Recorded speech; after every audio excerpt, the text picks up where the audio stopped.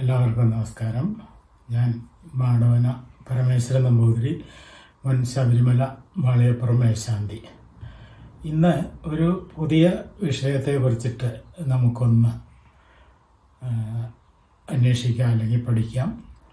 പലർക്കും ഉണ്ടാവുന്ന ഒരു സംശയമാണ്, പുതിയ വീട് പണിയുമ്പോൾ വീട്ടിലെ പൂജാമുറിയുടെ ആവശ്യകത ഉണ്ടോ, എന്തിനാണ് പൂജാമുറി ഗൃഹത്തിൽ പണിയുന്നത്, അല്ലെങ്കിൽ അത് എവിടെയായിരിക്കണം എന്നുള്ളതിനെയൊക്കെ കുറിച്ചിട്ട് പലർക്കും പല അഭിപ്രായങ്ങളാണ്, പല രീതിയിലാണ് ആളുകൾ പറഞ്ഞു കൊടുക്കുന്നത്. ഏതായാലും വീട് പണിയുമ്പോൾ ഒരു പൂജാമുറി നമ്മൾ വയ്ക്കുന്നത് ഏറ്റവും ഉത്തമമായിട്ടുള്ള കാര്യമാണ്. നമ്മുടെ ഹൈന്ദവ വിശ്വാസ ആചാര പ്രമാണങ്ങൾക്ക് അടിസ്ഥാനം തന്നെ ഈശ്വരാധീനം നല്ലവണ്ണം ഉണ്ടാവണം എന്നുള്ളതാണ്.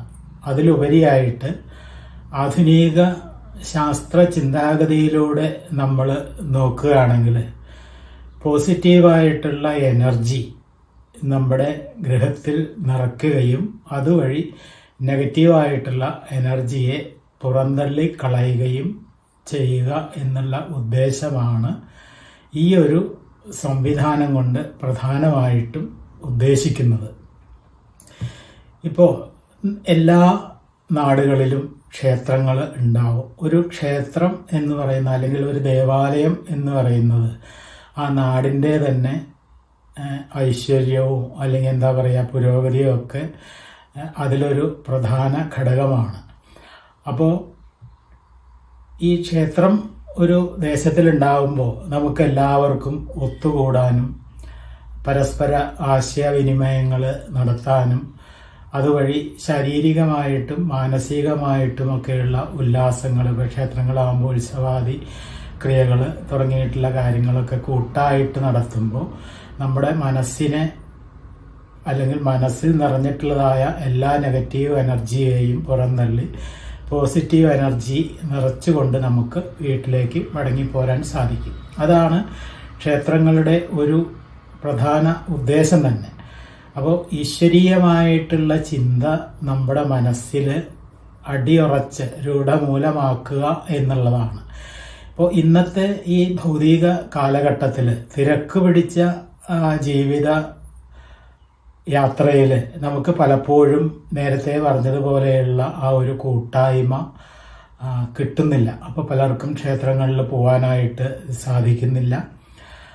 അപ്പോൾ അതുകൊണ്ട് നിത്യവും ഇപ്പോൾ നമ്മൾ രാവിലെ കുളി കഴിഞ്ഞ് പൂജാമുറി ഉണ്ടെങ്കിൽ അവിടെ ചെന്നൊരു വിളക്ക് കത്തിച്ച് ഒരു ചന്ദനത്തിരിയൊക്കെ കത്തിച്ച് നമ്മുടെ ഇഷ്ടദേവനെ മനസ്സിൽ നല്ലവണ്ണം പ്രാർത്ഥിക്കുമ്പോൾ മാനസികമായിട്ട് നമുക്കൊരു ഉന്മേഷം അതുവഴി ലഭിക്കുകയാണ് ചെയ്യുന്നത്. ആ ഉന്മേഷം നമ്മുടെ അന്നത്തെ എല്ലാ പ്രവർത്തനത്തിലും നമുക്ക് ഗുണകരമായിട്ട് വരും. നേരെ മറിച്ച് രാവിലെ എഴുന്നേൽക്കുമ്പോൾ തന്നെ നമുക്ക് മോശമായിട്ടുള്ള ഒരു അനുഭവമാണ് ഉണ്ടാവുന്നത് എങ്കിൽ നെഗറ്റീവ് എനർജി ആയിരിക്കും നമ്മുടെ മനസ്സിലേക്ക് കൂടുതൽ പ്രവഹിക്കുന്നത്. അപ്പോൾ അതുവഴി അന്നത്തെ ദിവസം തന്നെ നമ്മൾ വരാറില്ല, ഇന്നത്തെ ദിവസം പോക്കാണ് അല്ലെങ്കിൽ വെറുതെ ആയി എന്നൊക്കെ നമ്മൾ പറയാറില്ലേ.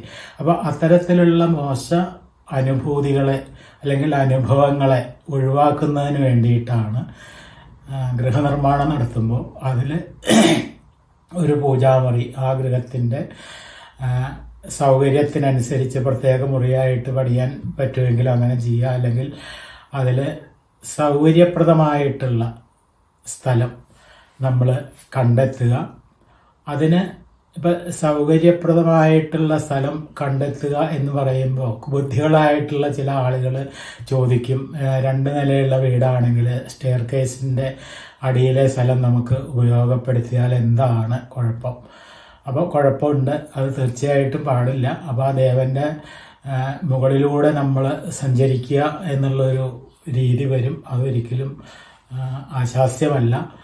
ദേവൻ എപ്പോഴും നമ്മളെക്കാളും ഉയരത്തിൽ തന്നെയാണ് എന്നുള്ളത് കൊണ്ട് ഉപയോഗശൂന്യമായ സ്ഥലം അല്ല, ഗൃഹത്തിലെ ഏറ്റവും ശ്രേഷ്ഠമായിട്ടുള്ള സ്ഥാനമാണ് ഈശ്വരീയമായിട്ടുള്ള കാര്യങ്ങൾക്ക് നമ്മൾ തിരഞ്ഞെടുക്കേണ്ടത്. എങ്കിൽ മാത്രമേ നേരത്തെ പറഞ്ഞതായിട്ടുള്ള ആ പോസിറ്റീവ് എനർജിയെ നമുക്ക് നമ്മുടെ മനസ്സിലേക്കും ഗൃഹത്തിലേക്കും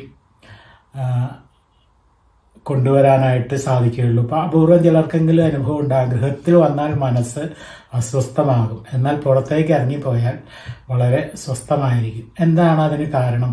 അതിന് കാരണം ഒന്നേ ഉള്ളൂ, നമ്മുടെ ഗൃഹത്തിൽ നെഗറ്റീവ് എനർജിയാണ് കൂടുതൽ നിലനിൽക്കുന്നത് എന്നുള്ളത് കൊണ്ടാണ്. അപ്പോൾ ആ നെഗറ്റീവ് എനർജിയെ നമുക്ക് പോസിറ്റീവ് എനർജി ആയിട്ട് മാറ്റിയെങ്കിൽ മാത്രമേ സുഖകരമായിട്ടുള്ള ഒരു ജീവിതം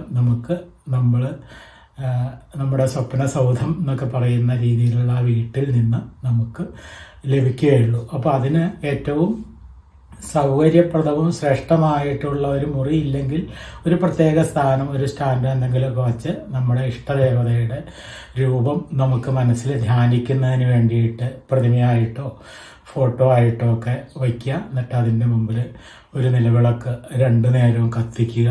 ഏതായാലും വിളക്ക് കത്തിക്കുന്നതിലൂടെ ഇരുട്ടിനെ അകറ്റുകയാണല്ലോ. അപ്പോൾ നമ്മുടെ മനസ്സിലുള്ള ഇരുട്ടിനെയും ഗൃഹത്തിലുള്ള ഇരുട്ടിനെയും അകറ്റി പോസിറ്റീവ് എനർജിയെ അതിനെ സുഗന്ധപൂരിതമാക്കുന്നതിന് വേണ്ടിയിട്ടാണ് നമ്മൾ നല്ല നല്ല ചന്ദനത്തിരികൾ തിരഞ്ഞെടുത്ത് സുഗന്ധമുള്ളവ മാത്രം ഉപയോഗിച്ച് ഈ 2 സാഹചര്യം കൂടി ഒത്തുവരുമ്പോഴാണ് നമ്മുടെ മനസ്സ് ഏകാഗ്രമാക്കാനായിട്ട് നമുക്ക് സാധിക്കുകയുള്ളൂ. അങ്ങനെ ഏകാഗ്രമാക്കിയിട്ടുള്ള മനസ്സിലേക്ക് ഈശ്വര ചൈതന്യത്തെ നമുക്ക് പെട്ടെന്ന് നിറയ്ക്കാനായിട്ട് സാധിക്കും. അതുവഴി പോസിറ്റീവായിട്ടുള്ള എനർജി നമ്മളിലും ഗൃഹത്തിലും നിറയ്ക്കാൻ നമുക്ക് സാധിക്കും. അപ്പം അതുകൊണ്ടൊക്കെയാണ് നമ്മൾ പൂജാമുറി ഗൃഹത്തിൽ നിർമ്മിക്കണം എന്ന് പറയുന്നത്. ഇപ്പോൾ ശാസ്ത്രീയമായിട്ട് അതിന് തച്ചുശാസ്ത്രപ്രകാരം കണക്കുകളൊക്കെ പറയുന്നുണ്ട്. പക്ഷേ ഇന്നിപ്പോൾ ബഹുഭൂരിപക്ഷം ആളുകളും ഫ്ലാറ്റുകളിൽ അങ്ങനെയൊക്കെയുള്ള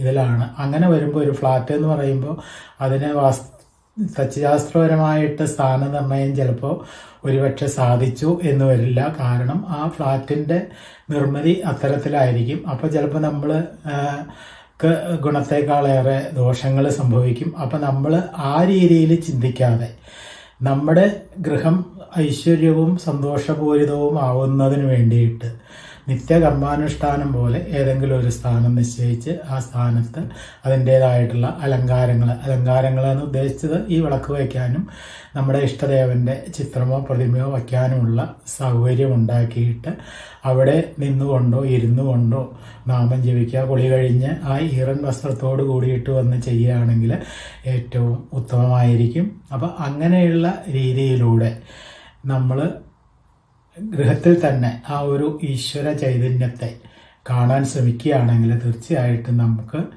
മേൽക്ക് മേൽ ഉയർച്ചയും നമ്മുടെ പ്രവൃത്തിയിലും ഐശ്വര്യവും വിജയവും നമുക്ക് കരഗതമാക്കാനായിട്ട് സാധിക്കും.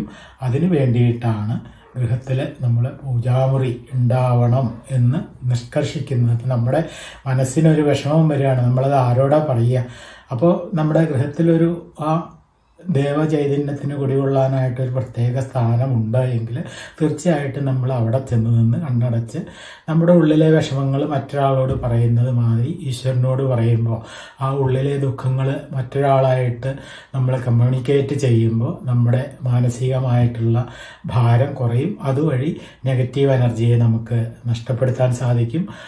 അതിലൂടെ പോസിറ്റീവ് എനർജിയെ നിറയ്ക്കാനും സാധിക്കും. അപ്പം ഇങ്ങനെ വിവിധ അനുഗ്രഹങ്ങളുള്ള അല്ലെങ്കിൽ വിവിധ ഗുണങ്ങളുള്ള അല്ലെങ്കിൽ വിവിധ പ്രയോജനങ്ങളുള്ള ആധ്യാത്മികമായിട്ടും ഭൗതികമായിട്ടും ഏത് രീതിയിൽ നോക്കിയാലും വളരെ ശ്രേഷ്ഠമായിട്ടുള്ള ഒന്നാണ് ഗൃഹത്തിലെ പൂജാമുറി നിർമ്മിക്കുക എന്നുള്ളത്. അത് എല്ലാവരും നല്ല രീതിയിൽ തന്നെ ഉൾക്കൊണ്ടുകൊണ്ട് ആ ഈശ്വര ചൈതന്യത്തെ നമ്മുടെ ഹൃദയത്തിലേക്ക് പ്രതിഷ്ഠിച്ച് നമുക്ക് നമ്മുടെ ശാരീരികമായിട്ടും മാനസികമായിട്ടുമുള്ള നെഗറ്റീവ് എനർജിയെ കഴുകിക്കളഞ്ഞ് പോസിറ്റീവ് എനർജിയെ നിറയ്ക്കാനായിട്ട് സാധിക്കട്ടെ എന്ന് നമുക്ക് പ്രാർത്ഥിക്കാം. ഇനി ഈ ഗൃഹനിർമ്മാണത്തെക്കുറിച്ചിട്ട് പലവിധ സംശയങ്ങളും ആളുകൾക്ക് ഉണ്ട്. പലരും പല രീതിയിലുള്ള തെറ്റായ ധാരണകളും പറഞ്ഞു കൊടുക്കുന്നുണ്ട്. അപ്പോൾ മറ്റൊരവസരത്തിൽ വേറൊരു വിഷയവുമായിട്ട് നമുക്ക് വീണ്ടും കാണാം. സ്വാമിയേ ശരണമയ്യപ്പ. വാളിയപ്പുറത്തമ്മദേവി ലോകമാതാവേ ശരണമയ്യപ്പ. ശ്രീ മഹാദേവിയേ നമഃ.